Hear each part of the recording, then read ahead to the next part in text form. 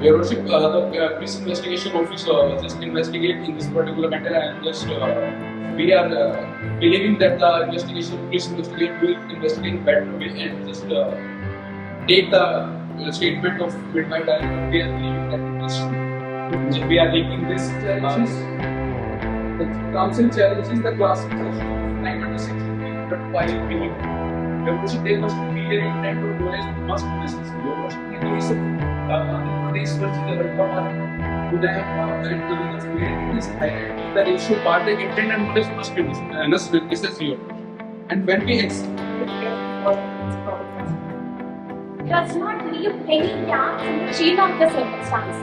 And in the instant case, Suki is not a credible witness for which I only have 3 points. Point number 1, your Lordship, you may refer to the pages and the proposition. Appendix where the depositions are given. So where the prosecution witness was one Suki, there is a line where she states that the photographer did not come in the presence. There is a line where she says that the photographer did not come in the presence. Very fine. There is a clear contradiction of the two statements. One side she is saying the photographer deposition side of Inspector Dinana. He states that he does not recall any injuries on her body. She says that I was beaten, but Inspector does not recall any of the beating. So these can you draw attention of that? The student carrying the mouth of the he-they themselves. Given the infant's fragility, such an act that might be left some kind of marks on her face is corroborated. Just God gives the advice that this cannot that the big law and provide us some laws, some judgments. I would question this thing because let's see. I would like to bring some other facts and textbooks. He also stated that Sule covered the and everything by the stage if Sule has that the child on those boards on which Sule is stating that Sule has that.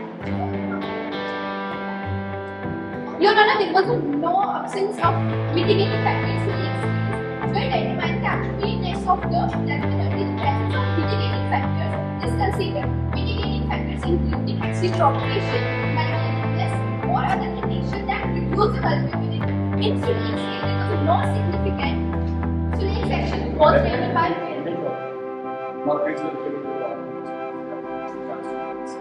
It is a humbly submission before the Honorable Court that gender-based violence, especially female infanticide, is a significant issue in Haryana. Therefore, the appellant argues that reliance on the uncorroborated testimony of an interested witness is insufficient to establish guilt beyond a reasonable doubt. Your Honor, from here, we can conclude that Sule was innocent and he has not caused the death of his own children. Because the expiry the death is causing them, the intention of causing them. Because if that is intention of causing such body injury, the intention of causing body injury, like person at the body injury, technically it is sufficient to the that constitute the terms of murder. The intention is very important, and they will the intention of one of the point. Caused by other factors, he also considered that the supply of infant and transfer sudden infant which is caused by accident, separation, and Great when the evidence is purely circumstantial. Lack of sufficient motive and the victim profile. In a case of S.P. Harrison versus Jacob, in a case of Alonso and the versus Jacob, the audience they could have an error in the side effect. There is however in the versus create when the evidence is alleged crime, the patient over his wife or in the fetal child.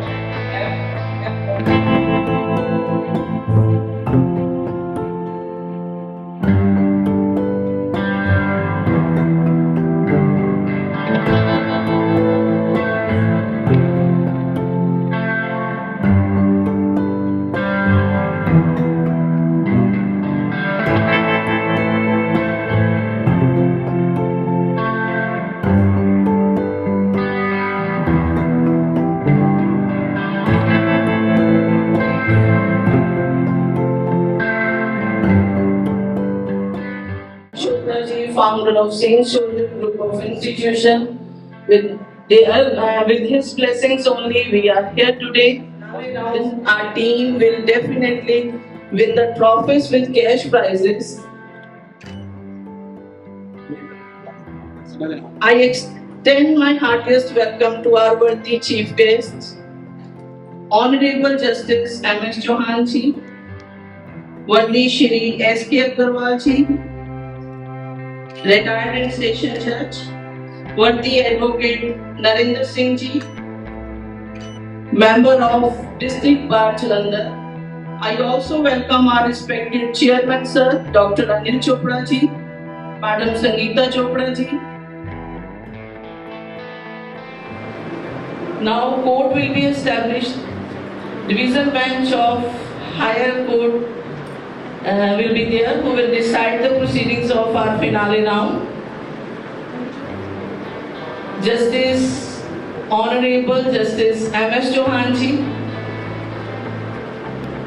and worthy S.K. Agarwal ji will be the presiding officers, will be the presiding judges of the finale round. I invite the participating team from both the teams to take out. Team RC 109 will proceed from respondent side in the Honorable Court of Justice M.S. Chauhan ji and RC 103 from appellant side. Matter, including the midwife, the other tenants of the house where the alleged incident took place, the parents of the accused among others. The omission of the cross-examination of Dayalo, whose prosecution witness 4, and the midwife, and a key witness in the Godwin case is grave responsibility on How does it relate the fancy if Diallo was not? First saw the child after it was born. She should have naturally been cross-examined by the police, and the police here have omitted to do so, which therefore signifies that the investigation is deficient. In the presence of direct evidence of the mother of the child who stated by the Such a right, Your Honor, but there's also a major discrepancy in Suruhi's account as well. She states that now gagging and strangulation are two separate things, Your Honor. It has not been taken to mean the same thing. Therefore, there are discrepancies also in Suruhi's account as there are in the police investigation, which signify that when versed with these kind of technicalities of law. much obliged, Your Honor. There are judgments on the same, Your Honor. I will get back to you on these judgments in my later submissions. I will now seek permission to proceed further. That the circumstantial evidence does not conclusively establish the guilt of the accused. It is humbly submitted before the Honorable Court. Just tell me. You started your argument by saying circumstantial evidence. Again, you are repeating the same. This is not a case of circumstantial evidence. This is direct evidence of the commission of crime by the accused.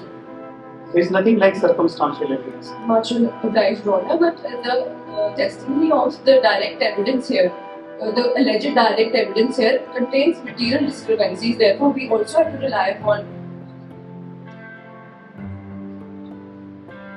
much obliged. Indeed, Your Honor, indeed, that is what the counsel meant to state. It is humbly submitted before the Honorable Court that in the case of Sharad Vidhichand, Sharad Vidhichand is not applicable. This is not a case of circumstantial evidence. This is a case of direct evidence. Sumukhi has given the evidence before the court and she has seen the entire affairs, everything happening in front of her. much obliged, Your Honor. Sharad Vidhichand will not apply.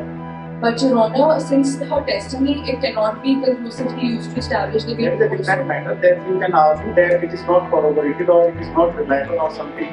But this is not a case of circumstantial evidence.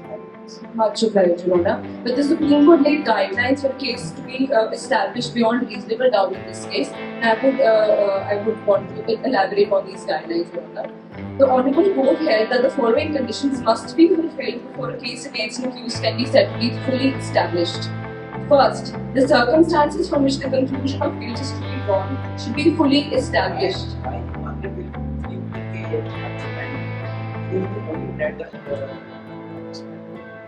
Much. Test of the bike.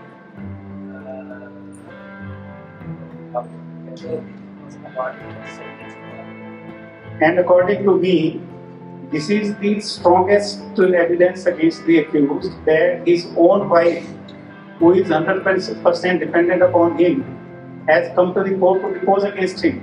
Much obliged, Your That Honor. is the strongest point in favor of the prosecution. Much obliged, Your Honor. But if you please refer to paragraph 5 of the Section Matrix, it can be inferred from there that Smriti had a strong support system from her family. And it is nowhere mentioned in the faction matrix that she did not have anyone to depend upon if the accused gets convicted. She had a strong support system from her family in the sense that when the alleged incident took place, her family. But we are not impressed by this argument. Any wife, maybe millionaire parents, still she is dependent upon the husband, she can't run away from the husband. How can we say that she had support from her parents and that's why she is making the allegation against her own husband? Much obliged, Your Honor, but I would reiterate my point over here. Since we cannot also consider that since she was the sole breadwinner of the family, she would not want to get implicated. She has a strong support system from her family. They were present when the crime occurred. When after the incident also, she went to her parental house instead of staying where she was earlier.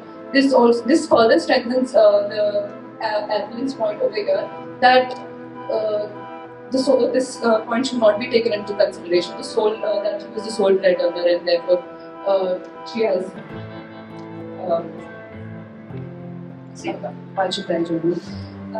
The second guideline which was given under this case was that the facts were established to be consistent only with the hypothesis of the guilt of the accused. That is to say, they should not be explainable on any other hypothesis except that the accused is guilty. Third, the circumstances should be of conclusive nature and tendency. Fourth, they should exclude every possible hypothesis except the one to be proved. Fifth, there must be a chain of evidence so complete as to not leave any reasonable ground for the conclusion consistent with the innocence of the accused and must show that in all human probability the act must have been done by the accused. These 5 important principles, if I may, Your Honor, constitute the punch shield of the proof of a case based on circumstantial evidence. The Supreme Court, therefore, in this case, emphasized the importance of ruling out every possible hypothesis except the guilt of the accused before a conviction is secured. The respondents in this case, Your Honors, have been unable to do so. They have been unable to conclusively establish that it was the appellant who was guilty of the crime, let alone ruling out every other hypothesis that would have led to the child's death. Therefore, the appellants propose that the child's death would have been caused by other factors, such as natural causes unrelated to the accused's actions. It is further submitted before the Honourable Court that the solitary testimony His wife, he prepared the tea and he did not take tea and he abruptly left the house. What was the reason? much obliged, Your Honor, but he The fact is that he left the house abruptly. Why? much obliged, Your Honor, since we already know that he's the sole breadwinner of the family and he's also responsible for the income of the family. It would have so happened that he had to He orders for tea and then suddenly it comes to his mind that he's the only breadwinner and he rushes for earning the bread for the family. much obliged, Your Honor. You are not that obliged, you just proceed. Yeah. Your Honor, but again, I would again come back to the point that his being perplexed does not signify that he was criminally intent. He had a criminal intent to kill his daughter. We are not on perplexed. We are on running away from the spot. Much obliged, Your Honor, but none of these circumstances have been able to establish his guilt beyond reasonable doubt. The counsel will come back to this point because since none of the evidence. That means you want to suggest that conduct of the accused is not relevant. Indeed, Your Honor. It is not. The counsel suggests that here, all of these circumstances suggest, all of these evidences that have been put forth by the respondents here point to the fact that he did not commit the crime, since the crime has not been established beyond reasonable doubt, Your Honor.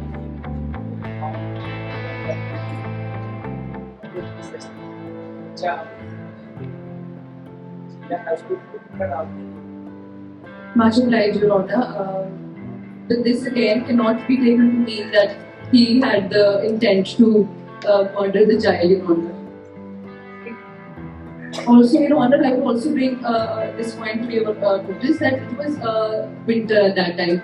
It was the month of February, and any man would want his child to be safe. Would you please against read harsh section activity. 8 of the Evidence Act and give your comments on the case with respect to this section 8 of the Evidence Act?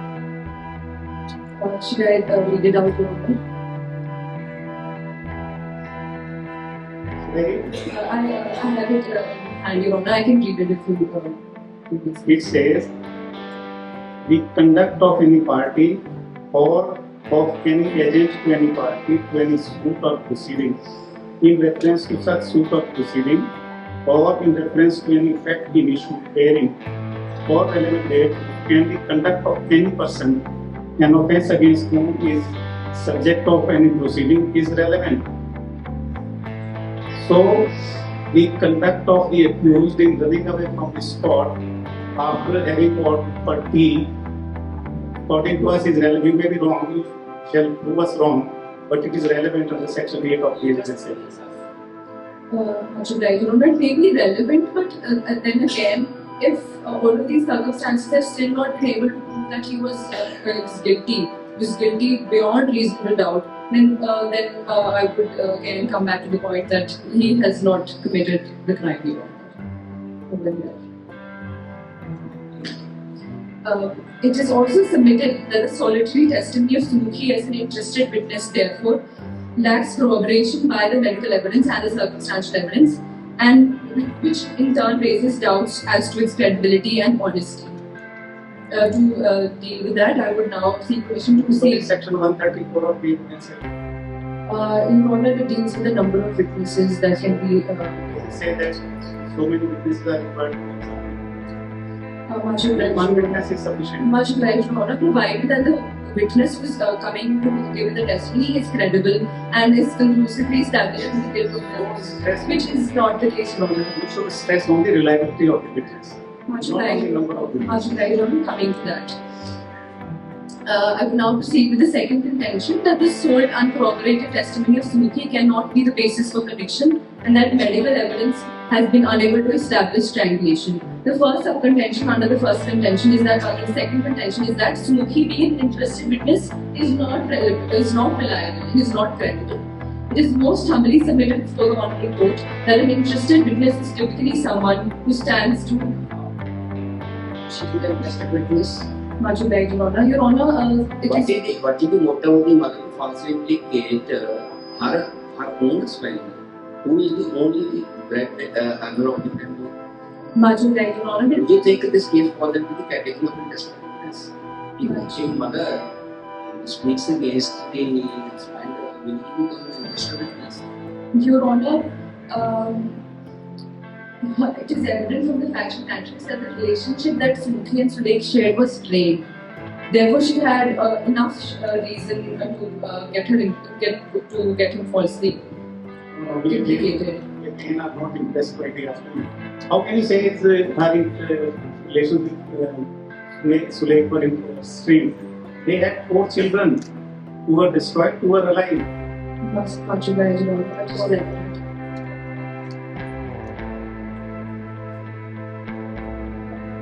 It is evident. She conceived 4 times. Much obliged, Your Honor. And you say that there was no love lost between the couple. How can we accept it? Much obliged, And Your Honor. secondly, I take the observation of my brother, take it forward. To me, Sumukhi is the most disinterested witness that could be examined by the court, because she is deposing against her own husband. She is the most disinterested witness. Much obliged, Your Honor. But we cannot also ignore the fact that that the relations that they would share were strained. It is evident from the facial matrix. Please refer to paragraph 3 of the facial matrix. It is evident that he used to beat his wife and he also inflicted severe beatings upon her while the child was born.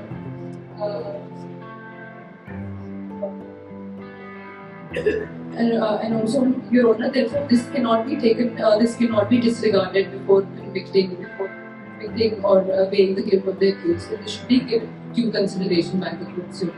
Also on the point that he was a sole breadwinner, I would again reiterate the point that she had a dependable support system to fall back to.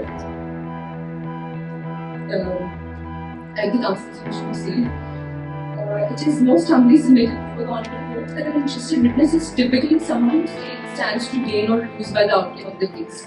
In this context, Mukhi, the wife of the accused and the mother of the deceased child, could naturally gain from the conviction of the accused and should therefore be seen as an interested witness.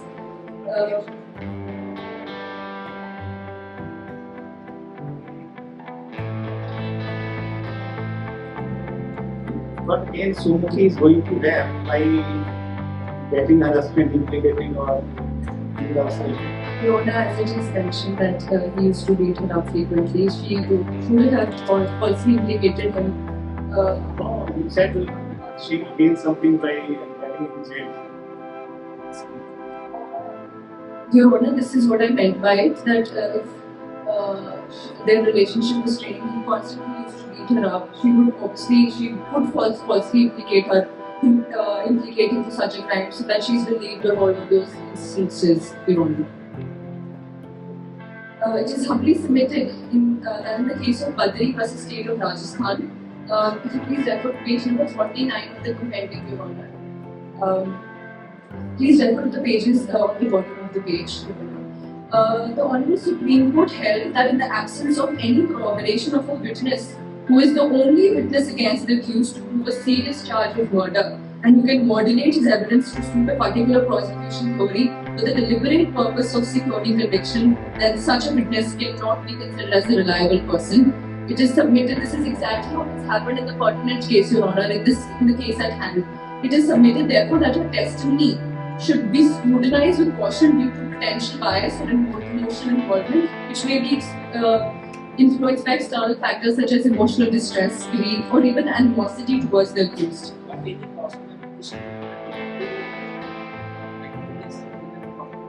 I beg your pardon, Your Honor.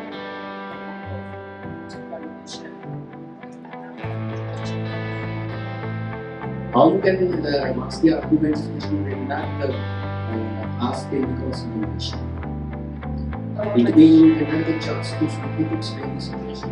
Much obliged, Your Honor, but Sumukhi was given a fair chance prior. She was given a fair hearing. She has presented her testimony in her favor, and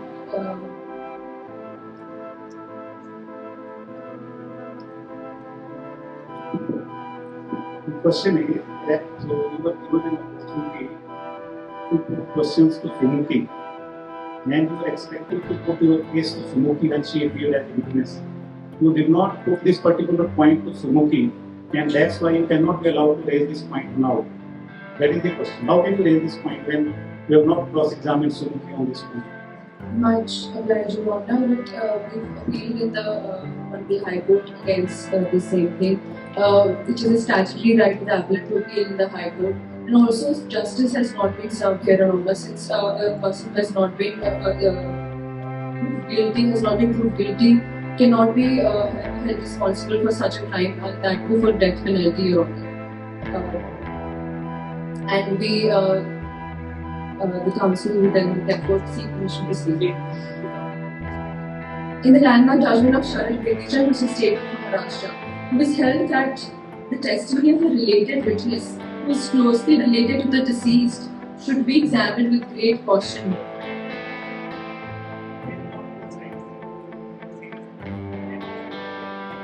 But Your Honor, we cannot disregard her position as an interested witness there. Should be examined with great caution and care by the courts, since he would naturally develop psychological hatred and animosity towards the supposed murderer, Your Honor, and this should be taken into consideration by the Honorable Court. Your Honor, it is humbly submitted that for the court that despite living in the same house, Sumukhi claims to have been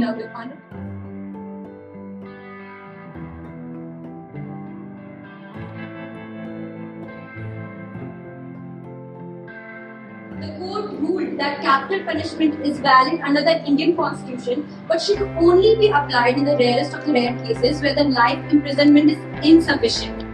this doctrine, introduced by the judgment, mandates that death penalty be exception rather than the rule, reserved for heinous crimes that shocks the collective conscience of the society. But contrary to this pertinent matter, Your Honours, it is humbly submitted before the Honourable Court that despite the evidences presented by the respondent, the guilt of the accused has not been established beyond reasonable doubt.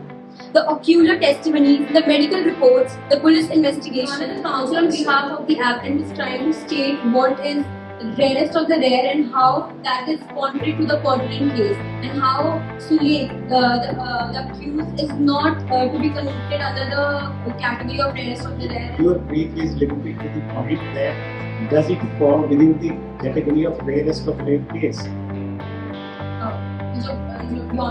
Your Honor, here the counsel is trying to state that the what is the rarest of the rare case and how the case of the applicant does not fall under the category of this case, and how the material discrepancies has been there. And Your Honor, the counsel is trying to state here that even though this pertinent case may have fallen into rarest of the rare if it was a murder, but Your Honor, the cause of death and the nature of death is not known to the counsel. Hence, there is no murder that the counsel is trying to establish. Have you got any judgment in which it was held that if a mother, it is found that a mother of only 4 days was strangulated, and in that case, capital punishment was inflicted?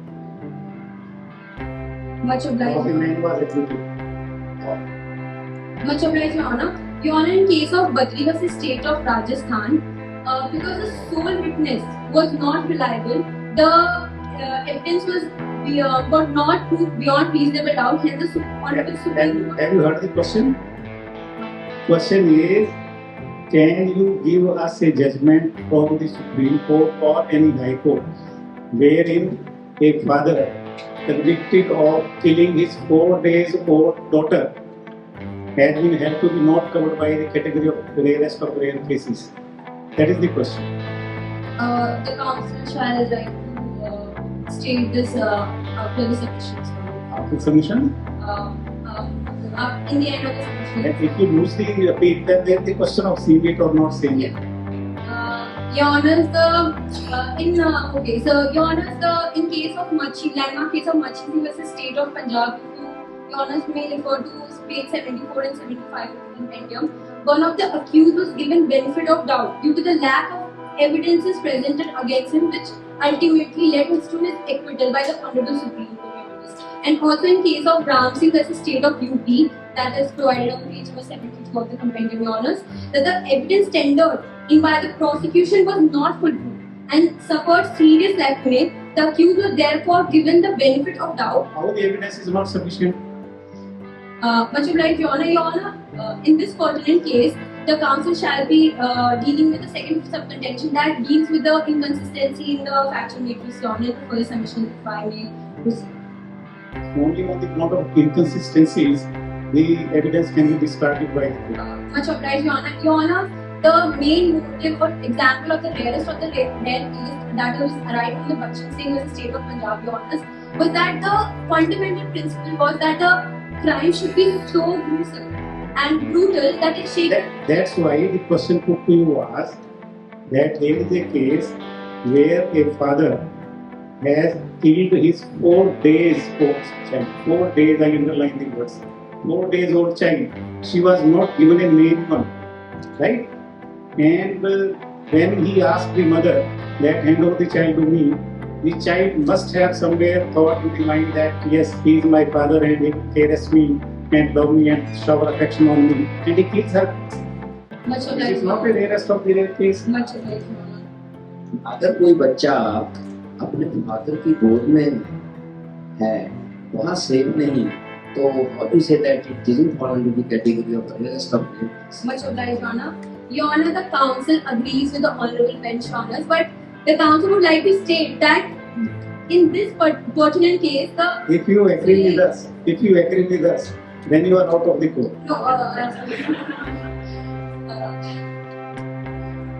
Much obliged, Your Honours. Your Honours, here the counsel is trying to state that it would be the case. But here the murder of the child has not been established as the Don't take our observations negatively. We want to expect something from you. much obliged, Your Honor. Much obliged, Your Honor.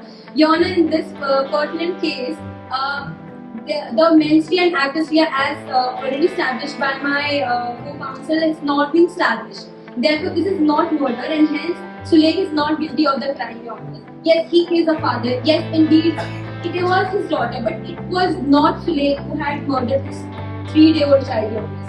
If Your Honor allow, the counsel shall proceed with the statements. Therefore, Your Honor, in Ram Singh as the state of UP, because the accused was given benefit of doubt because the prosecution remained unsuccessful in establishing his guilt beyond reasonable doubt. Therefore, it is humbly submitted before the Honorable Court that in view of this, the accused in the pertinent matter, that is Sulaik, also be kindly given the similar benefit of doubt and be acquitted. The application of the doctrine in the case at hand, Your Honors, is completely disregards the question as to the inclusion of terrorists of the red as stated by the counsel before. Your Honors, the counsel is not here to establish if Your Honors, much obliged, Your Honors.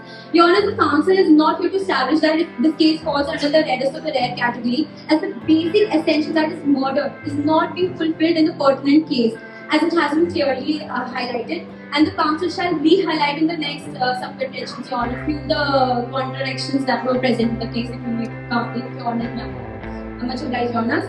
It is humbly submitted before the Honorable Court that there were many contradictions in the statement of Sunukhi and the medical report, Your Honors. Contradictions have been dealt with by you. Much obliged, Your Honor. Much obliged, Your Honor. Should waste your time on that. Much obliged, Your Honor. Your Honor, counsel too would like to highlight few of the other factors that were present in the case that are very crucial in the knowing of if applicant is hence guilty or not. Your Honor, in Dr. Anmol's report, he stated that strangulation as the Just a minute. We put this question to your co-counsel also and we put it to you also, that there is a basic difference between the two situations. When you argue a case before a trial court, presumption of innocence in your favor is very, very strong. Until proved guilty, you are presumed to be innocent. But now you are before the High Court and your guilt has been proved for the trial court and trial court has convicted you. That way, your task becomes very difficult to come out of that finding. So you have to convince us that the finding of the trial court was not correct. It has to be upset, it has to be diluted, it has to be set aside. For that you have to make out a very strong case. And we are putting it through time and again that there is a case where a father has been convicted of murdering his 4-day-old child. And you say that no, there are contradictions and only on the basis of contradictions we can brush aside the whole case. Much obliged, Your Honor. Your Honors, we will take The counsel on behalf of respondents has approved this honorable court and shall be addressing the bench. If Your Honor permits, if Your Honor are already pleaded with the facts and the issues, may the counsel start with the arguments. So I will be taking up issue number 1 and the former part of issue number 2. Starting with the issue number 1, is it possible to consider that the deceased father could have caused the death of his own beloved child? It is humbly submitted before this honorable court that you are the correct judgment. The commission has to be adjudged on the basis of certain factors, which include if he had an established mens rea, and not only that, if that mens rea corresponds with the act which he is doing after the act is faced, it should also be supported by the chain of circumstances. Apart from the mens rea and actus reus, it must further be supported by a complete chain of circumstances which prove his guilt beyond reasonable doubt. Why are you after chain of circumstances? This is not a case of circumstantial evidence. It's a case of direct evidence. Where the question of chain of circumstance, there is only one circumstance and that circumstance is very much available on record. So, Your Honor. given a statement, why not after chain of circumstances? Indeed, Your Honor. No doubt the respondents here have a very clear-cut direct evidence, that is the credible testimony of Sunukhi. However, when we have to prove a case beyond reasonable doubt, we need to prove a complete chain which leaves no room for the innocence of the accused. And that is the reason we are establishing a chain so as to further fortify your argument. Here is the chain that let's see from your point of view. Yes, sir, I have this. Yes, sir. So I have established the chain of circumstances through 5 points. Point number 1 is an established menstruum. So the menstruum can be noted by the following points. Point number 1, his aversion towards the female child, that is his dislike, and its consequence, the beatings and the taunting which he gave to Sumukhi and his own parents. Point number 2, he was being found gagging the mouth of the child. And third and the most important point is that Who knows he was just caressing the child? Your Lordship, that point is consistent with the medical report. Sumukhi said that he was. Medical report says strangulation, not gagging. Yes, Your Honor. Your Honor, I would like to describe these two terms for that. So, gagging and strangulation. No doubt, these both are two different terms. I totally agree with it. However, gagging as well as strangulation both can lead to asphyxia. Gagging, as defined by the Cambridge Dictionary, it means if the mouth is covered with a cloth. But the doctor has very categorically stated that asphyxia was because of strangulation, not gagging. Then how could we say that in the same way? Yes, sir, I am coming to that point. For that, I would like to refer the definition of strangulation. So, strangulation, according to the National Institution of Health, it means that when a significant amount of force is applied on the neck. And what does gagging mean is to cover the mouth. So, an infant who is only of 3 to 4 days old. So, the size of the hand of the father is sufficient that while he is gagging the mouth, the gagging can lead to strangulation. Because of gagging, strangulation was done and strangulation led to asphyxia. What is the dimension of hand of an adult man? The counsellor has limited knowledge in this regard, but comparatively, it can be asphyxia. So, moving towards the chain of circumstances I was trying to establish. So, the third point which I was stating in the menstruum was that the state of perfection which he had when Sumukhi saw him, had he been innocent, such a reaction could not have been witnessed. Plus, the time. There is an irresolute timeline. That is the time gap between 11 and 11:15. The child was breathing very normally until she was handed over to Sulek. And immediately after she was handed over to Sulek, her heartbeat is said to be stopped. Madam, husband gave beatings to his wife. Pardon? Husband gave beatings to wife because she's gave birth to female child. कि just कि अगर तीसरा बच्चा भी female हो गया तो फिर ना मेरे को पीटे मारे तो मैं इसको नहीं करूँगा. Is it possible? Yes, sir. Actually, that is what I was trying to establish, that he had a motive behind it. And that motive was, he had a motive behind killing the child, and that motive was to. Whose motive? Sulek's motive was to kill the child. Whose motive? I didn't get the question. We want to say that mother could also be responsible for her. Your Lordship, in such a case, it's very. There are only two persons. Husband and wife, and husband के meeting prior to that.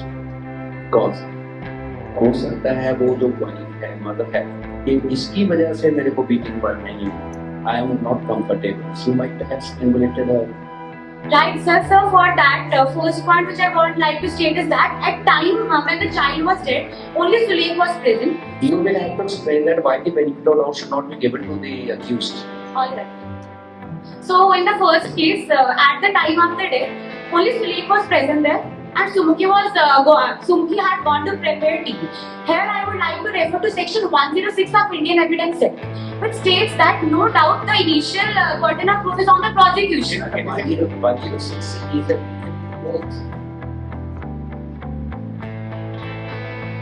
No, I have another point. 106 will come in when you say that you have no direct evidence. You first say that we have no direct evidence, then we'll say 106.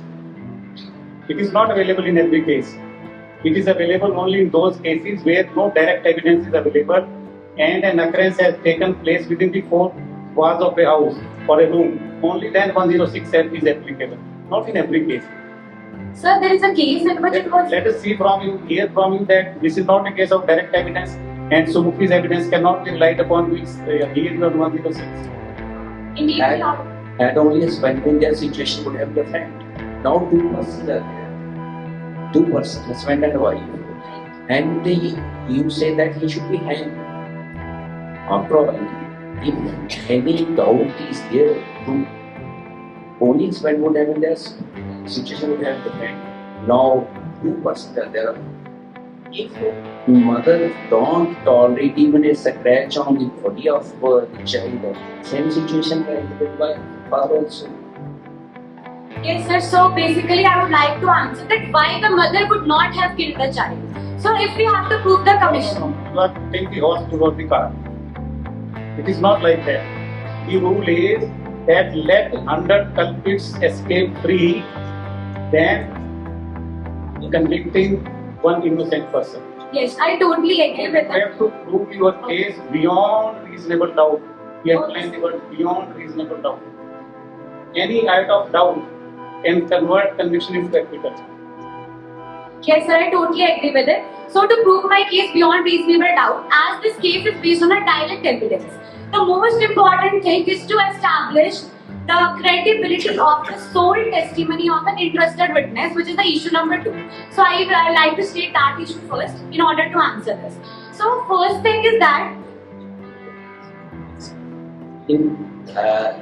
The child was in the lap of the father. Then it came in the lap of the mother. The medical evidence, a medical test was conducted later on. It means the child remained in the lap of 2 persons. Is it not possible that when she gave breastfeeding, she might have got injured or she might have died due to asphyxia? How do you clear that doubt in the mind of the High Court? Alright, sir. So for that, the mother needs to have a motive for the same. But she doesn't have neither the motive nor the intention, and which is the principal ingredient before questioning her. There is no such evidence which makes us question her credibility. She had no malice towards the child. She has no reason why she would kill her own daughter. If that was the case, why she wouldn't have killed her first daughter? If that was the societal pressure, she would not even have given birth to the second daughter. So that thing cannot be established beyond reasonable doubt that she had such great motive. So now moving towards that how it is proven beyond reasonable doubt. I would like to ascertain the following, like I have already mentioned the menstrual and actress years. Another point is the relevancy of the past conduct as well as relevancy of expert opinion. So section 8 of the Indian Evidence Act states that the conduct of any party, the conduct of any person, an offence against whom is the subject of proceedings, if such conduct influences or is influenced by any fact and issue, it is relevant. And in the instant case also, the past conduct of Sule is evident from the first page of the moot proposition that tantric procedures were done against him. So these tantric procedures clearly indicate that his past conduct was also as such not to have a female child, and that is a consideration which is relevant in this case. The fourth point is relevancy of expert opinion. The Lordship section 45 of Indian Evidence Act deems the expert opinion to be relevant. And in the instant case, I would like to draw your attention towards the prosecution witness to Dr. Anmol, who himself said that if the mouth of a 3 to 4 days old child is gagged by an hand, it can lead to death. So that expert opinion is also relevant here. Rohini was not a relevant witness. Yes, sir, she was. Why she was not examined as a witness? Sir, actually what we needed was to prove a case beyond reasonable doubt, and we already have 5 witnesses sufficient to prove the case beyond reasonable doubt. There is a case where the wife was beaten by the husband every day, and husband had not kept it a secret that he was not happy with the wife. There was every possibility of the husband being legally or falsely implicated by the wife to avenge her beatings at her hands. And Rohini was the independent witness. She should have been examined by him to corroborate what Miss Luthi was saying. Yes, Not sir. examined her. Yes, sir, you are very right that Rohini could have been a very good witness who has to be examined. However, we already had sufficient reasons to prove our case. In the section 114 of the Evidence Act, clause G, it says that when some evidence can be produced and is not produced, then presumption is that the evidence is produced to go against the person who has concealed it from the court. So we presume that Rohini could say something against what Sumati had said and we have not examined her. No, sir, actually that was not the case. What the prosecution in this was trying to say that the evidence which were presented are already sufficient enough. And when they and so as to and so as to not make it so much of cumbersome for the other party, for the court, and not to waste so much of its time, it's very irrelevant to take such testimonies. When we already have sufficient ones, we have the medical report, we have the direct evidence of the sole witness, we also have the depositions of midwife Dayalo, Inspector Dinanath, who were the main evidences there. So, Dayalo's evidence is of no consequence. Dayalo was not witness to the evidence. Dayalo's right, but Dayalo's evidence is relevant because it rules out the possibility of a natural death. Because the other person can always say it to be a cause of natural death. However, What is lacking in our mind is that there are two people, right? Husband and wife. yes, sir. And we go with the presumption that both love the child equally, right? And there is a circumstance that suggests that Mukti was being beaten by Sule every day on account of not being able to give birth to a male child, right? That gives birth to another consequence, that Sumukhi was not very happy with Sule, right? So there is possibility of Sumukhi making a wrong statement. Okay, sir. To the benefit of doubt to Sule, or at least convert this capital punishment into death, life imprisonment. Okay, sir. So here what I want to state is that no doubt in such a case benefit of doubt is gone to the accused, but you may refer to the statement of the accused. He did not lead any evidence in his behalf, and when the accused does not lead any evidence in this regard, it is an additional link in the chain of circumstances, and in that case it is not necessary to give. But the law says that prosecution is required to stand on its own rights. You cannot take benefit of the other side. However, It is the duty of the prosecution to establish its own case. The accused may keep mum. You cannot compel, even he can keep mum for whole of his trial. Logical issue number 3, which asks whether this case falls under the category of the rarest of the rare case warranting capital punishment. The respondent humbly submits that before this honorable court, that Sule should be subjected to capital punishment. Firstly, because he had committed infanticide, and secondly, the case falls under the rarest of the rare warranting capital punishment, as there is a complete chain of circumstances that has been established, as the co-counsel has proven the same, and the credibility and the credible testimony of Sumukhi, which has been proved beyond reasonable doubt, and the medical evidences corroborating eyewitnesses' testimony as well. Your Lordship, now it is crucial to ensure fairness in sentencing to uphold the spirit for justice of the crime committed in order to determine it. Fall in the rarest of rare category, and we put to your co-counsel that either today or yesterday there is a news in the newspaper that a father has killed four daughters, and of course he killed himself also. That shows that killing a daughter is not that rare a thing that can invite capital punishment. Lordship, the rarest of the rare cases are the cases where the law justifies taking the life of the person who has committed the crime based on certain factors, which was stated in the case of Vanchi versus State. What is the purpose behind awarding capital punishment? The Lordship, such heinous crimes which are committed in such a manner, which have such social abhorrent, which are of such social abhorrent nature, that it rather should not set an example that a person can commit such crime and get away with it. Do you feel by granting capital punishments, murders have stopped in the country? However, Your Lordship, granting capital punishment surely does set an example that the law justifies taking the life of a person who is capable of committing such crime. So he should be appropriately punished for the same. One of the question is, have murders stopped in the country after capital punishment? No, Your Lordship. So, no example has been set by capital punishment. And the purpose can be achieved by sending the man into the whole of his life. That is, I think, more gruesome and more cruel towards the man who faces death every day when inside the four walls of prison. Indeed, Your Lordship. However, it does make people fear. It is a living example for the society that this man did this wrong and he is facing this punishment. And that is just a matter of seconds that is gone. Everybody forgets about it. जी Your Lordship. Jail को सुधार कर कहा जाता है, सुधार कर क्यों? Lordship, Sudharghar, I would suggest that if a person commits such crime, that looking at the gravity of the crime and the personality of the criminal and the crime in such a way that it can be that the person can transform and maybe form himself and become a better Why person. chance should not be given?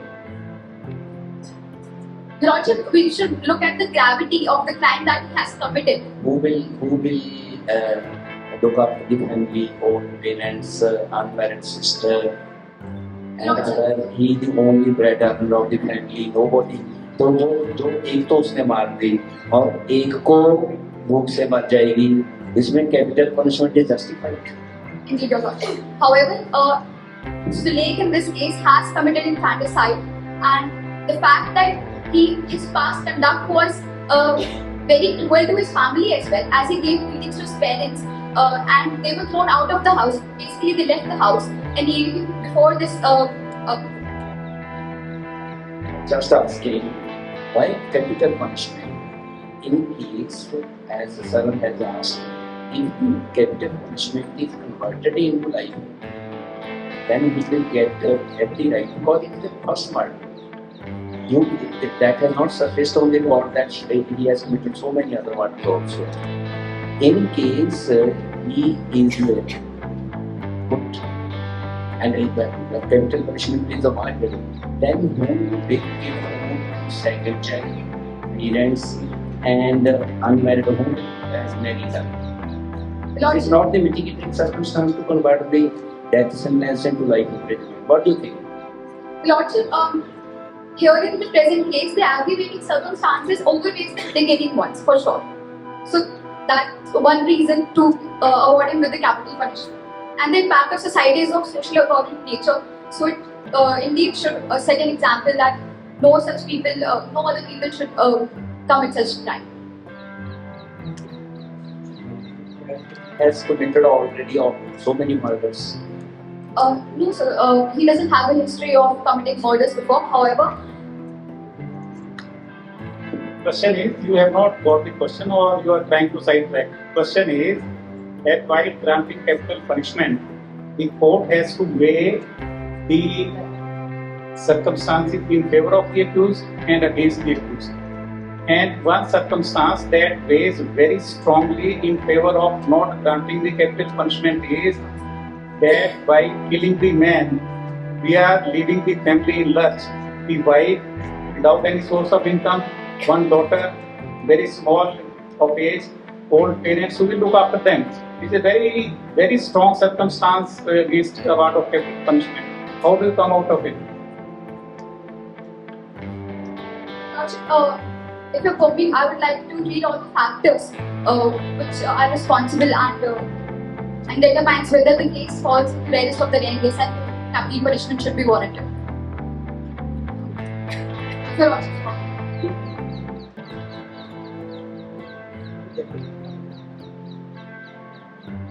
Lordship, in the present case, the motive behind the crime, the severity of the crime, the personality of the victim, whether the crime is of socially abhorrent nature, and lastly, the balance between the aggravating and the mitigating circumstances is essential to be determined.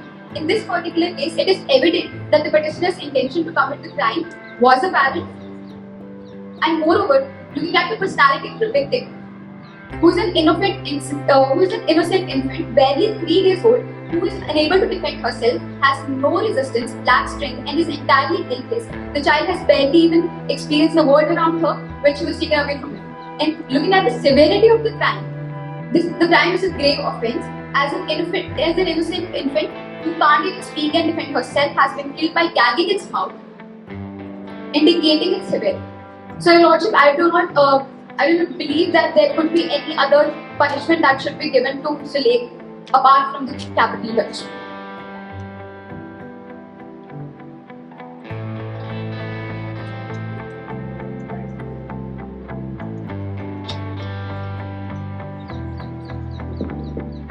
Gives us a choice between capital punishment and life imprisonment. Why not life?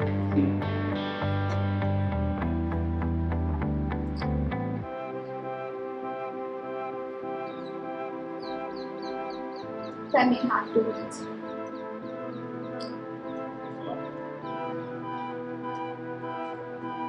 The Lordship, in the present case, the mitigating factors to consider that the punishment should be mitigated from the death penalty to life imprisonment is overweight by the activating factors. Because looking at the severity of the crime and the way it has been committed.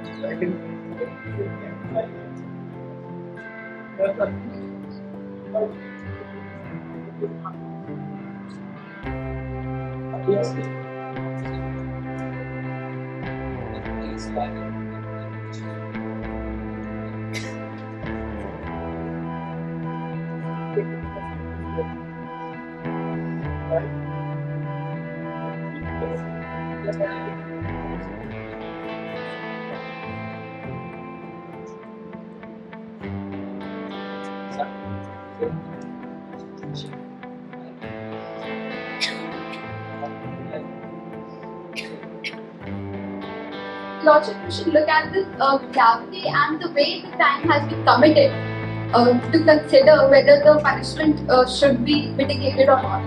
And in the present case, I don't feel that it should be mitigated because the child was just barely 3 years old.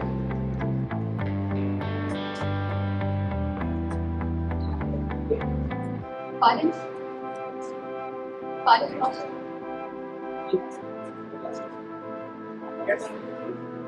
Please proceed with the prayer.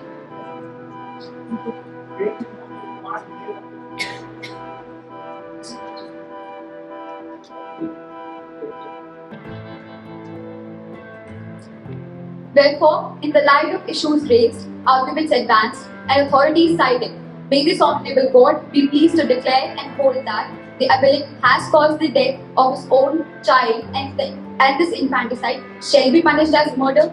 The conviction can be based on the solidly uncorroborated testimony of Smriti, as she is a credible eyewitness and medical evidence can conclusively establish the child's death due to strangulation. The case falls under the category of rarest of rare, warranting capital punishment and or pass any other order it may deem fit in the interest of justice, equity and good conscience.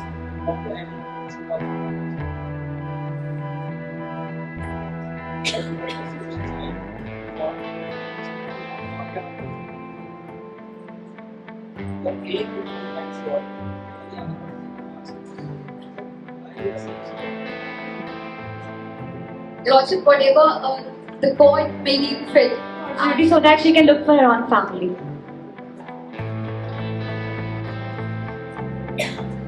Section 354 of CRPC states that.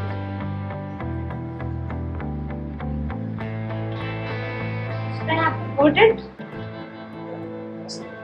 Yes.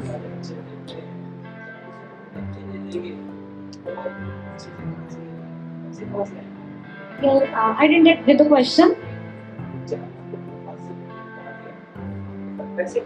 The compensation will come from the state side.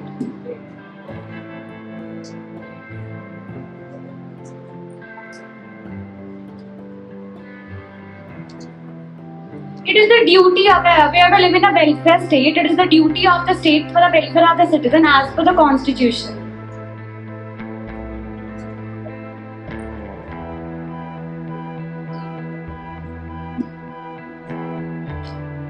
Earlier the concept of welfare state was not there. But with the additions of directive principles of state policy, it is one of the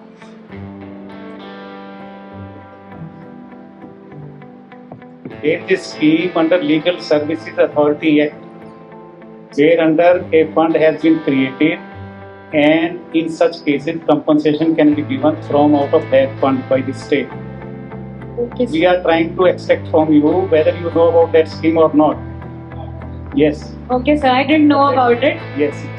But thanks for your There enlightenment. is a scheme. You should read the Legal Services Authority Act and the rules framed there. What was the name of the scheme? Legal services authority act पढ़ी है, उसमें compensation की एक scheme है for the victims of crime. Okay, sir. Thank you.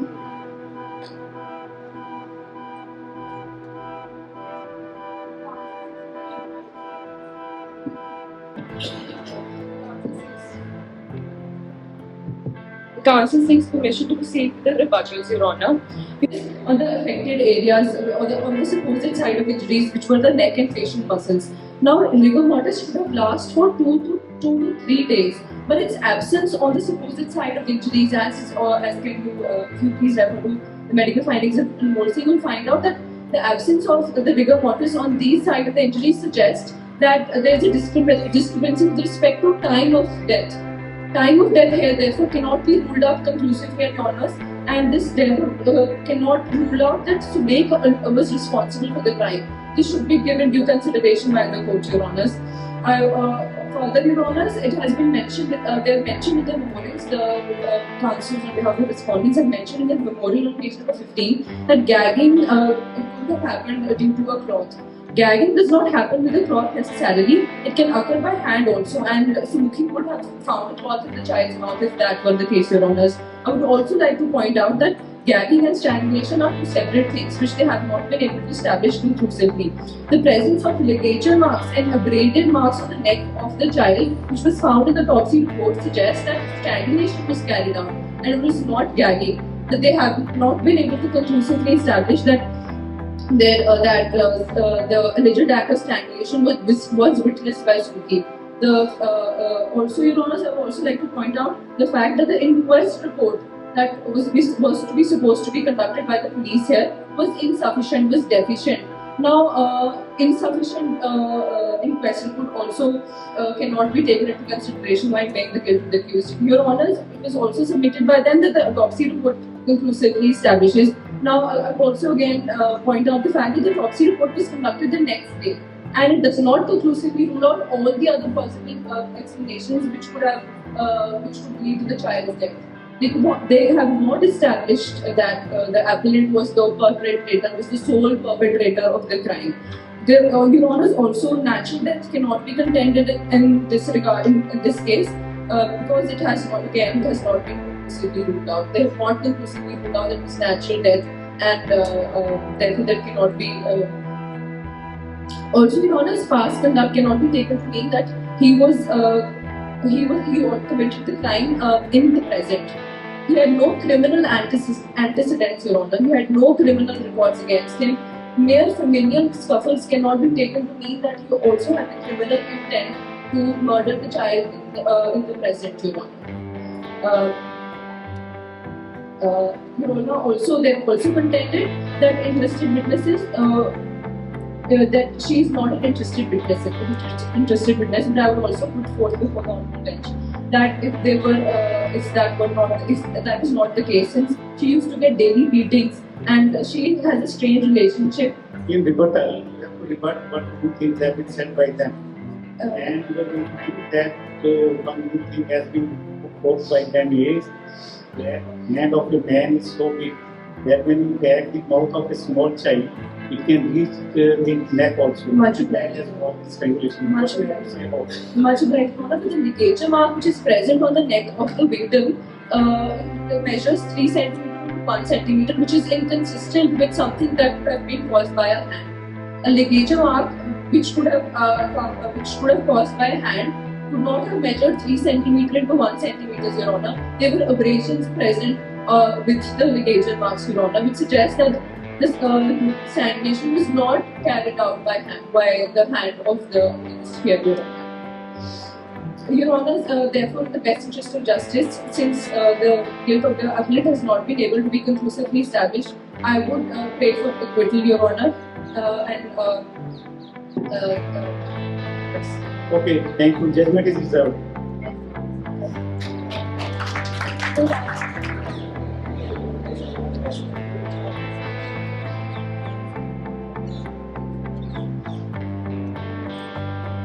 Well, that we were discussing among us ourselves that perhaps we could not have argued better than they have argued.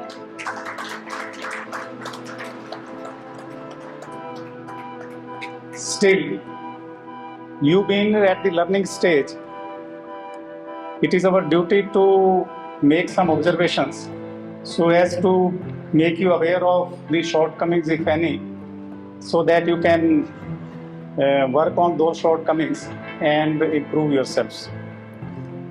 The first and foremost thing to be emphasized is that facts are there proved by evidence, and then you have to draw your conclusions from the evidence. So it is very necessary that you should first understand the facts, then link the evidence proving those facts, and then make a bridge of logic between the evidence and the conclusion you draw from the evidence. For this, it is very important that you know the law applicable to the subject. Like, I would like to highlight one particular instance that I put section 106 to this team also and to that team also. But it was put in a different way to both the teams. To them, it was put that why 106 is not applicable. And to them, it was put why 106 is applicable. And the real position is that 106 is applicable where the prosecution admits before the court that it has no direct evidence of the occurrence. Only then it can depend on 106 to put burden on the accused to explain the circumstances that led to the death of the deceased. But here is a case where direct evidence is available. So in these circumstances, 106 will not be applicable. Why I am saying so? I am saying so because when arguing a case before the court, you must apprise yourself of the relevant circumstances and most importantly, the law applicable to the subject, and must also anticipate the questions that could be asked by the court. Then, I don't think that you were so advised by your teachers to seek permission of the court every time and to feel obliged to the court after every argument is made. You first seek permission of the court, that is all right. But every time saying that I seek permission to say this, I seek time to say this, or I feel obliged, you don't have to feel obliged. You have to do your duty, we have to do our duty. You make your submissions courteously, plainly, and in lucid language that is understood by the court. You don't have to feel obliged every time. Some candidate, when confronted by the court, said that I beg to differ. You can't afford to differ with the court. You can't at all afford to differ with the court. If at all you want to differ, you have to phrase your statement like this, that I feel I have not been able to convey what I wanted to convey. Why? Because on the lighter side, there is a saying that the Lord sitting on the high chair is always right. And if at a given point of time you are fully satisfied that the Lord sitting on the high chair is absolutely wrong, see rule number 1.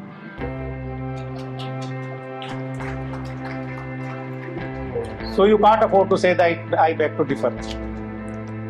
Another thing that we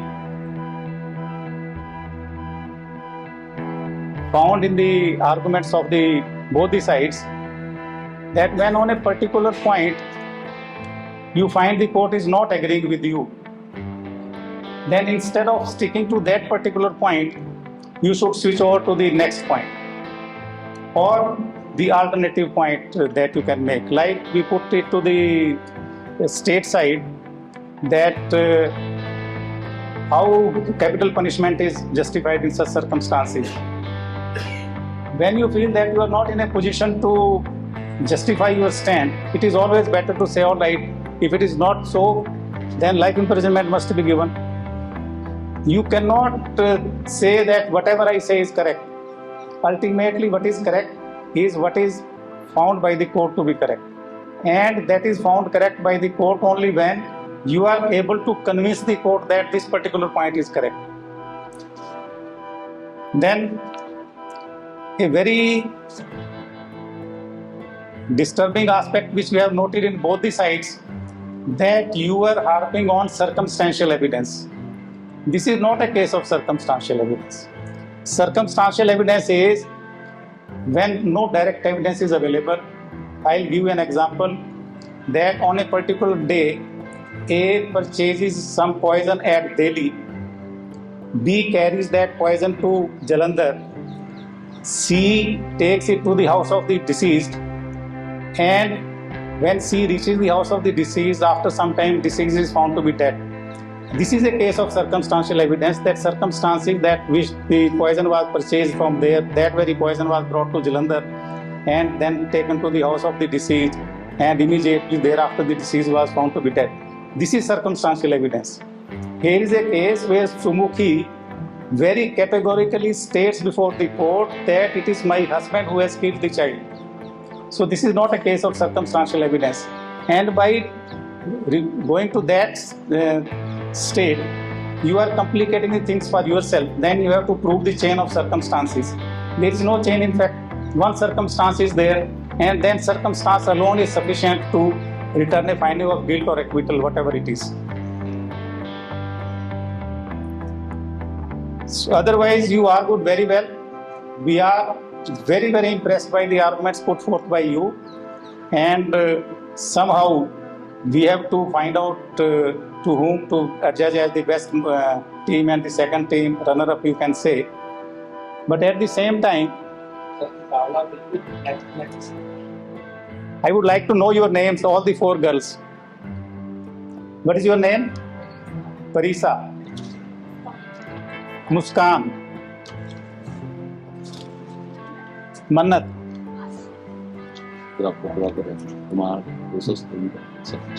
नहीं हमारा तो ठीक होगा बहुत ठीक है team 103 है तो चलो टीम 1 बंदा तो नहीं बताना है no wasn't like I don't fight I mean difficult बहुत narrow. So I am in possession of the results, and the figures that have been presented to me after computation of the marks given by us confirm my observations that it has been a very, very tough task for us. It was very difficult to decide who is the winner and who is the runner-up. And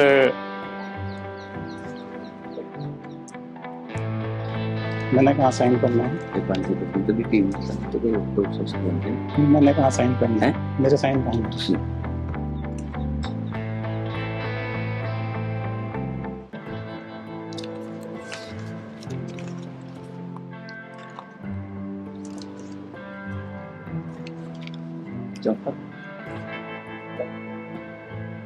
चौथा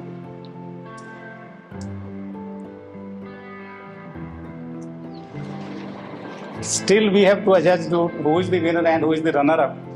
But before that, I must tell you that winning or losing is not important.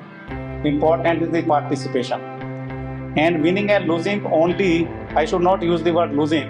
It is only to tell the winner's team that you have to maintain this status. And for the runner-up, this is a warning or an advice that you have to put a little more effort to reach that particular stage. And from the computation of marks given by both of us, we find that team 103,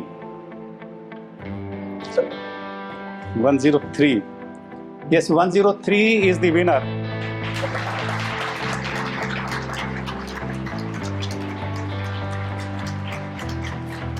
And 109, of course, is the runner-up. But what announcement now I am going to make, please don't take it that we are discouraging the other participants. But we have really found two girls to be extraordinarily impressive. And these are Parisha and Mannat Malik. And beyond what was decided by them, we have proposed two special prizes for both these girls. Jaman has said everything. You say anything or to add anything? मैं उनको अपने हृदय से ये बधाई देना चाहता हूँ कि आप बहुत लकी स्टूडेंट हैं. हमारे टाइम में सर के टाइम में इतना अच्छा माहौल नहीं था. सेकंड बात, इनमें से कुछ लोग जज बनेंगे, कुछ लोग अच्छे वकील बनेंगे और कुछ लोग सिविल सर्विस में जाएंगे। मेरी बस एक गुजारिश और सिफारिश है सबको कि कुछ भी बन जाना लेकिन एक अच्छे इंसान जरूर बने। ये चीज़ मैं आपको कहना चाहता था। तो आपको बहुत बहुत बधाई। जो इसमें किसी की हार नहीं हुई, सर ने बता दिया, हार को उल्ट कर दे तो राह बन जाता है। इन बच्चियों के लिए ये है कि हमने थोड़ा सा, आपको सर ने बताया नहीं, बिल्कुल छोटा सा डिफरेंस है, हल्का सा, बस इधर चले जाओगे तो इनको पार कर जाओगे। इसलिए आप भी जीते हो, ये भी जीते हैं, आपको कुछ सीखने को मिला है और इनको आगे बढ़ने को मिला है। और ट्राई करो कि इनको पकड़ के इनसे आगे निकल जाओ। Thank you very much. I congratulate both the teams for your commendable performances. Now it's the time for prizes. Already we are having short of time, so we will run it very hurriedly. I request our chief guest and guest, the chairman sir, ma'am, MD sir, director sir, for awarding prizes to our winning participants. Please come on the stage, all the dignitaries. 103 Army Institute of Law, Mohali, sorry. Army Institute of Law, Mohali. University, runner-up team. Any guesses? 1, 8. GHD Institute of Law, Ludhiana, Sidhwa Khurd. First Best Researcher Award goes to RC 118. Now, Second Best Student Advocate. Second Best Student Advocate, RC 109, Institute of Law, Kurukshetra University, Mooter number 1. Second Best Student Advocate, RC 109, Institute of Law, Speaker number 1. Best Student Advocate, RC 108, Punjab University, Speaker number 2. It's the Speaker number 2, that is Mooter number 2. Punjab University, RC Ludhiana. Now I invite all the teams one by one for their participation certificate. 2 special prizes are announced by our regional bench, honorable regional bench. One is the Prisa Sarao, and second one is Mannat Malik. A big round of applause. These students are getting special prizes by judges. It's a very great pride for them.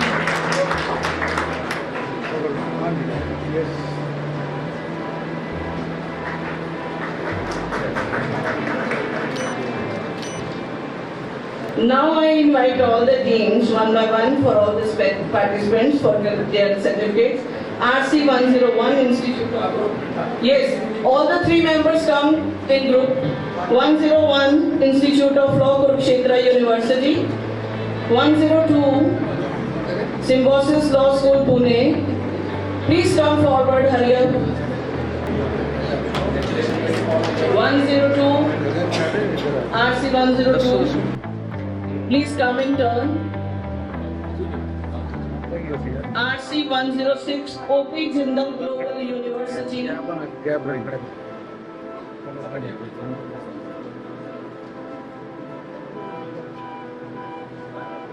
RC 106 OP Jindal Global University, Sonipat.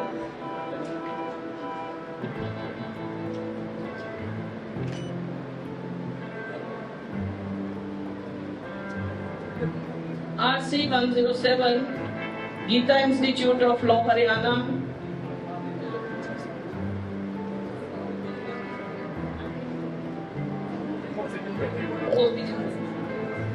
Listen, usto Amity University, usto baad Institute of Law.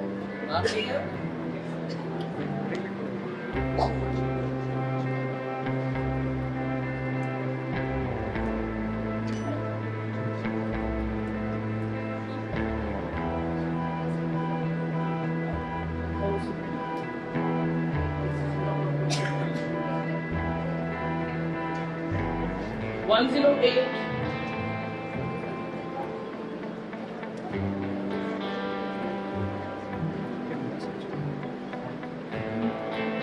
106 O.P. Jindal.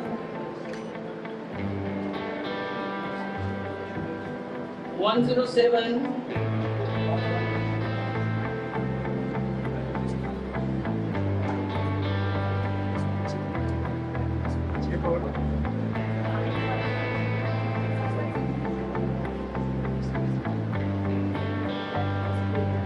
107 Geeta Institute of Law. 108 P. Reddy. 108.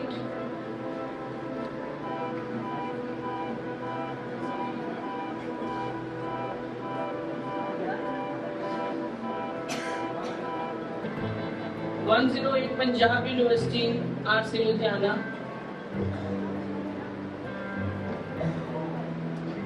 109.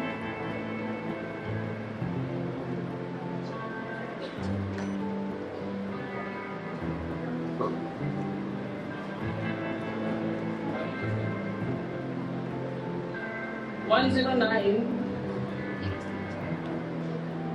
1110 Guru Nanak Dev University, Amritsar.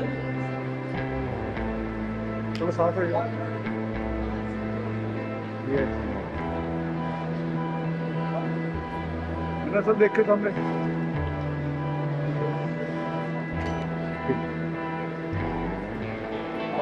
111.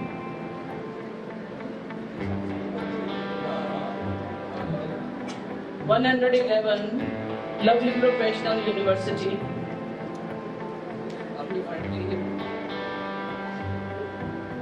पकड़ लो है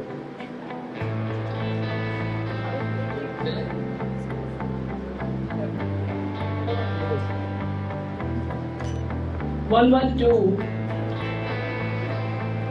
111, then 112 King Capes College of Law, Himachal Pradesh. GNDU Amritsar 110 GNDU Amritsar. Students of GNDU.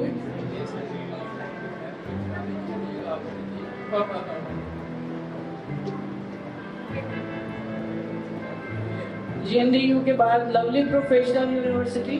ठीक है साथ में हुआ ये हाँ जी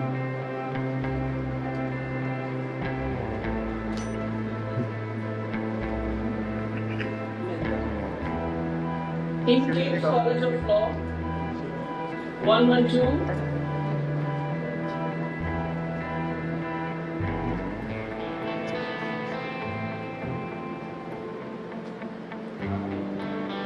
चलिए साथ में 113 Government of Law College, Mumbai. Government of 112 King Capes College of Law. 113 Government Law College, Mumbai. 114 Khalsa College of Law. चलिए साथ में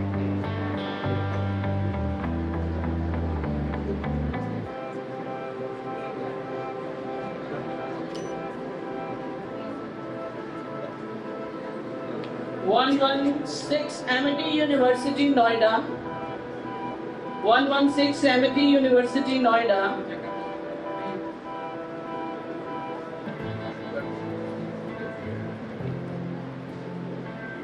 117 Institute of Law, Kurukshetra University.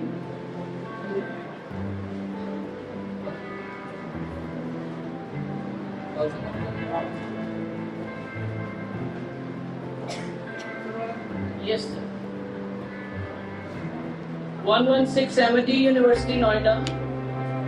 117 हो जाए साथ में हुआ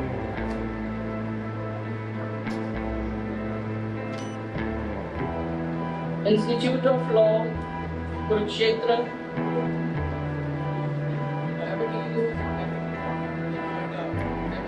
Noida. Amity University, Noida. 116 117 Institute of Law. Kurukshetra. 118 GHD Institute of Law, Ludhiana.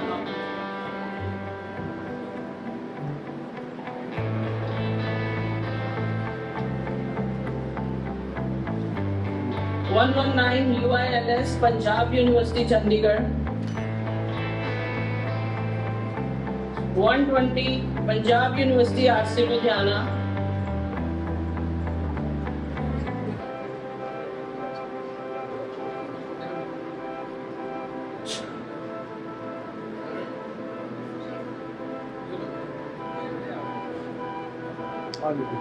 119 UILS Punjab University, Chandigarh. RC 120 Punjab University, RC, Ludhiana. 121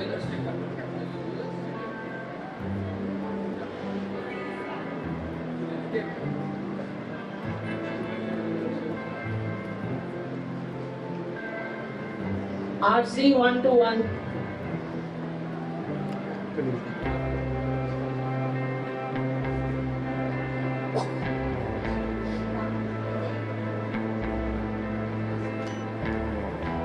RC 121 City Institute of Law, Jalandhar.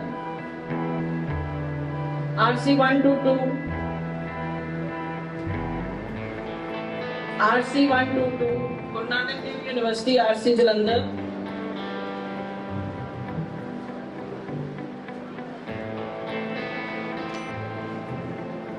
RC 123 RC 123 Riyadh Bahra College of Law. 123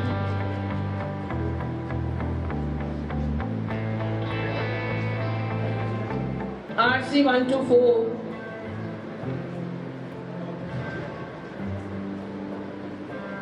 City Institute of Law.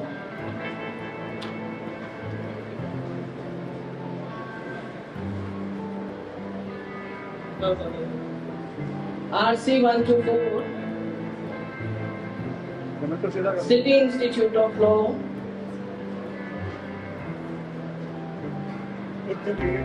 RC 125 Amritsar Law College. RC 125 Amritsar Law College, Amritsar.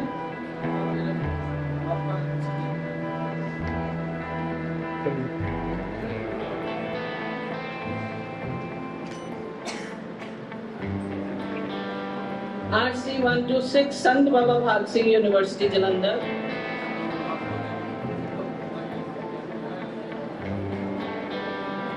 RC 126 Sant Baba Bhag Singh, Jalandhar.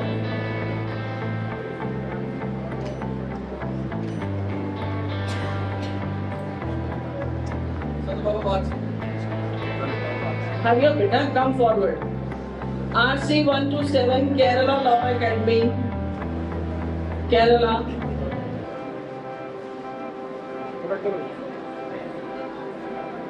Kerala Law Academy.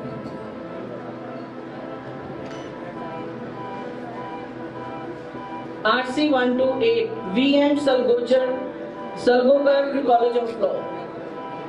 VM Salgokar College of Law, Goa.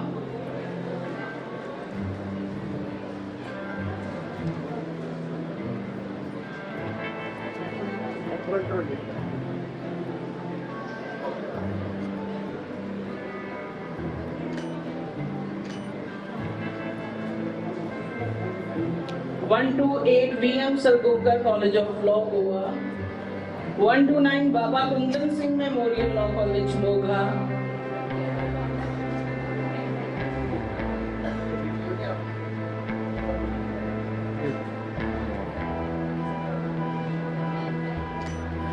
Baba Kundan Singh Memorial Law College, Mogha.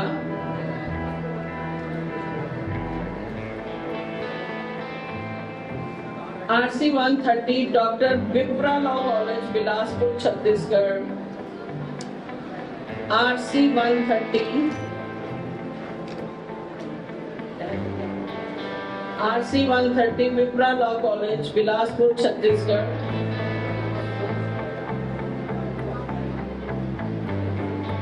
131 UPES Dehradun. 131 UPES Dehradun. 132 Bhai Gurdas College of Law, Sangrur. Bhai Gurdas College of Law, Sangrur.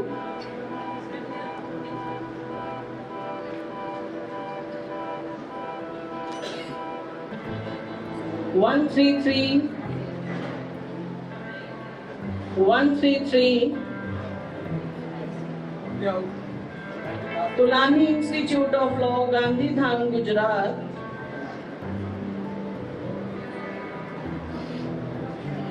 133 Tulani Institute of Law, Gandhidham, Gujarat. 134 Saint Soldier Law College, Jalandhar.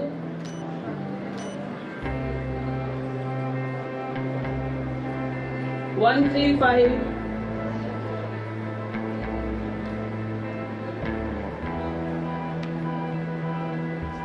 135 Khalsa College of Law, Jalandhar. Please student be seated in auditorium. 136 Dogra Law College, Jammu. 136 Dogra Law College, Jammu. Saint Soldier Times TV, that is on YouTube channel. You must watch your proceedings, live proceedings, as well as later on whatever is our news channel providing. Please log in Saint Soldier Times TV on YouTube. Saint Soldier Law College, Jalandhar. 137 137 Saint Soldier Law College, Jalandhar. 138 Saint Soldier Law College, Jalandhar.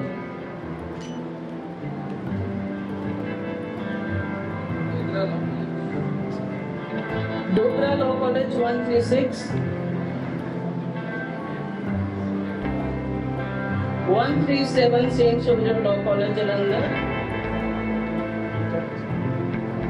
138 Saint Soldier Law College, Jalandhar. RC 104 Naryam Law College, Guwahati, Assam.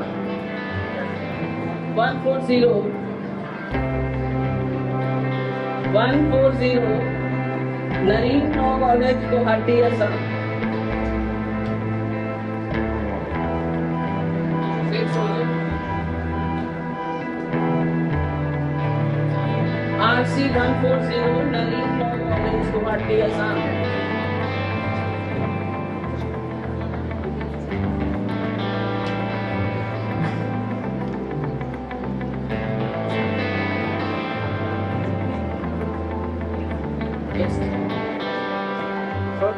Sir, इधर sir.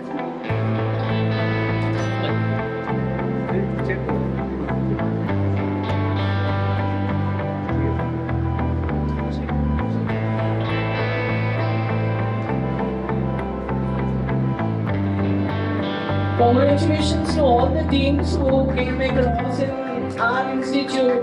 A big round of applause for all the participants. Now it's a very tough task for our judges to decide the best teams.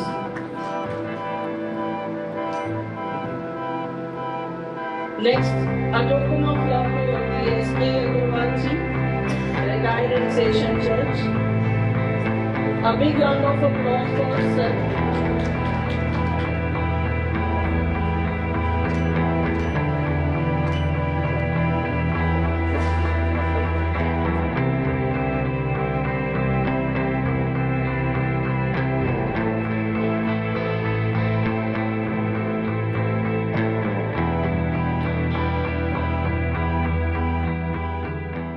This competition would not have been possible. First and foremost, if our management, the Chairman Sahab and Madam Vice Chairperson would not have granted us the permission to hold this competition. I am grateful to the management that they allow us to hold this competition, and I proudly share with them that it is 13th this competition in a row without any disruption in between. It is because of their cooperation, their guidance, and all assistance we need. First and secondly, I am grateful to the judges of the day and the judges of yesterday. There were 20 judges yesterday for the 10 board rooms. Then there were 2 semi-finals today. 4 judges were there. Then in the finale, our honorable justices, they were there on the bench. So we are grateful to them. They always spare time, and particularly who are sitting and sitting before us. So basically, as a matter of right, rather I should say, that Honorable Justice Chauhan ji was suffering from an ailment. Justice Kuldeep Singh was to come. Yesterday he said that my muscle has been pulled, so I am helpless, I want to come, but my physiotherapist said that you can't travel. So that means Shri S.K. Agarwal ji, basically Agarwal ji was to, he also presided over the semi-final, so I requested him that you be with us at the finale also. I am grateful to both the judges that who have kindly spared their time. And just Mr. Agarwal said that I am also sick. I cannot come. Today, he has to take medicine before just presiding over the pen. So that means he said that since you have asked me, I will be there. I am grateful, extremely grateful that you have spared your valuable time. And last but not the least, most important, is that the participating team. I am grateful to the participating teams, our participants, because the competition is because of you only. You repose your confidence and faith in us. You travel such long distances to participate in the competition. I am grateful to all of you, and I am grateful to your institutions also, who just depute you to participate in this competition. It is only the participants who make a competition, who make a competition successful, who make the very soul and heart of the competition. These are the participants. So I am grateful to them. With this belief, I am sure that it was last time, we try to make certain improvements this time, and next time there will be further improvements. On this count also, I am again expressing my gratitude to Honorable Justice Chauhan ji. That means he is not only the judge of this finale, but also he is our guide, he is our philosopher, he guides us. So basically, it was on his suggestion that today, at this time, we change the mode of the competition. That is earlier, and I think across the country, the competition remains in knockout rounds. This time we made it that it will be 3 rounds for all the teams, which was on the advice of Honorable Justice Chauhan. So that means I am sure, sir, expressing my gratitude that further this kind of guidance and cooperation that will continue, and we will be successful to make our 14th R.C. Chopra Memorial Competition in a more better way. So with these few words, I am grateful to the Managing Director of our group, Professor Mandan Arora, who is a part and parcel.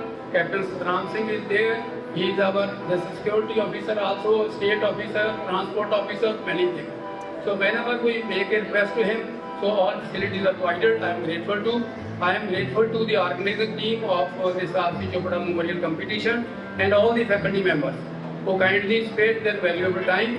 And many times what you are acquainted with, that sometimes there are irritations also, sometimes my loud words may be there. So even then, tolerating all these, they continue to work perseveringly. I am sure I am grateful to them, and I am sure they will continue.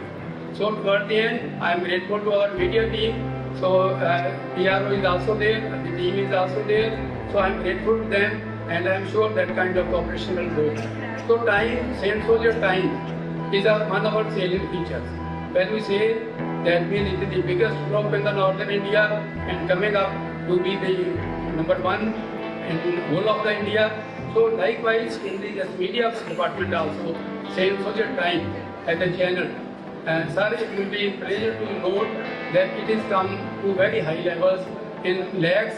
They are having their viewership and they are getting advertisements as per the